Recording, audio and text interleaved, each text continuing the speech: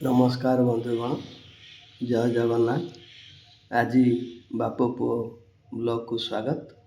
ଆମେ ତ ପ୍ରତିଦିନ ଏଇ ଔଷଧୀୟ ବୃକ୍ଷ ବିଷୟରେ କହୁଛୁ।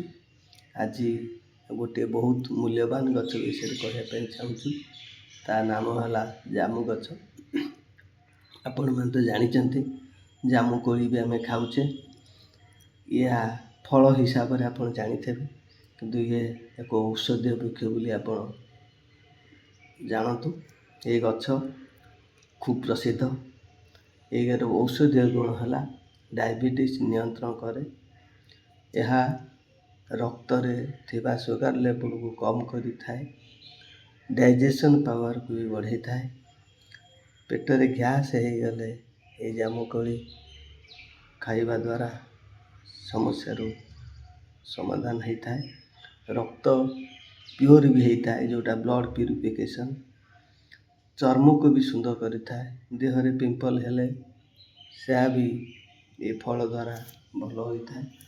ତ ଜାମୁକୋଳିରେ ଭିଟାମିନ୍ ସି ଯେଉଁ ଥାଏ, ତା ଇମ୍ୟୁନିଟିକୁ ବଢ଼ାଇଥାଏ। ସର୍ଦ୍ଦି କାଶ ଏହାକୁ ବି ଭଲ କରିଥାଏ। ଦାନ୍ତ ଓ ମାଢ଼ିକୁ ଶକ୍ତ କରିଥାଏ। ଜାମୁ ଗଛର ଛେଲି ଓ ପତ୍ର ଏହା ଦାନ୍ତ ଓ ମାଢ଼ି ପାଇଁ ବହୁତ ଉପକାରୀ। ମୁଖର ଦୁର୍ଗନ୍ଧ ବି କମିଥାଏ। ଆଜି ସାଧାରଣତଃ ଓଜନ ଟିକେ ଲୋକମାନଙ୍କର ବଢ଼ିଯାଉଛି। ଏ ଓଜନକୁ କମାଇବା ପାଇଁ ହେଲେ ଜାମୁ କୋଳିରେ ତ କ୍ୟାଲୋରୀ ଥିବାରୁ ସେଇଟା ଭଲ ହୋଇଥାଏ ବା ଓଜନ କମିଥାଏ। ତେଣୁ ଜାମୁ ଗଛ ଆମ ପାଇଁ ଏକ ପ୍ରାକୃତିକ ଔଷଧ।